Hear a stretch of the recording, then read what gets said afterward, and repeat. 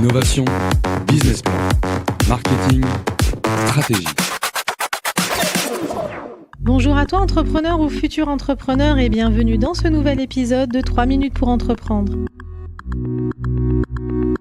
Aujourd'hui, on va parler d'un sujet qui freine beaucoup de porteurs de projets, le manque de confiance en soi.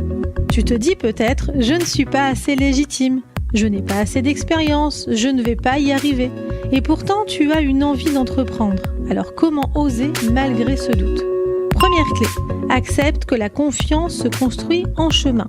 Beaucoup pensent qu'il faut être ultra confiant avant de se lancer. En réalité, la confiance vient en agissant, pas avant. Plus tu passes à l'action, même avec des petites étapes, plus tu gagnes de l'assurance. Alors commence par une micro-action dès aujourd'hui. Parle de ton idée à quelqu'un, publie un post sur les réseaux sociaux, crée un questionnaire pour tes futurs clients. Bref, tu verras, ça donne vraiment de l'élan.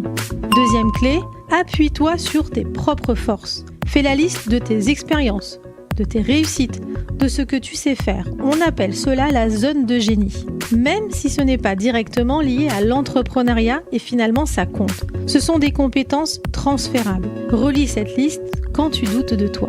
Par exemple, si tu as mené des projets en entreprise, tu sais déjà organiser, planifier, convaincre.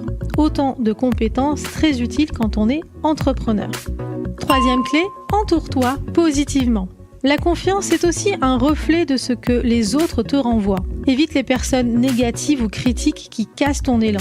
Entoure-toi de personnes bienveillantes qui croient en toi et qui peuvent te booster lorsque tu es un peu plus faible. Intègre un réseau d'entrepreneurs, participe à des événements, trouve un mentor qui va te soutenir. Quatrième clé, accepte l'imperfection. Tu n'es pas obligé d'être parfait pour commencer.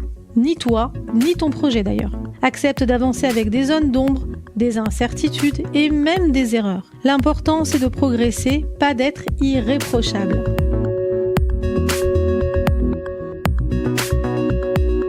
En résumé, passe à l'action, même si c'est une petite action. Valorise tes forces, tes compétences, tes savoir-faire. Entoure-toi d'un soutien positif. Accepte d'être tout simplement imparfait.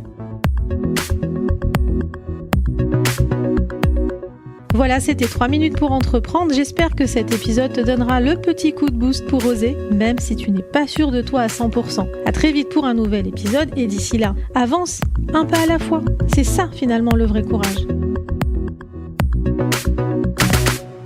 Tu es entrepreneur, tu as une question, une remarque, une suggestion à nous proposer, envoie-nous un mail à entreprendre@radiomanie.com.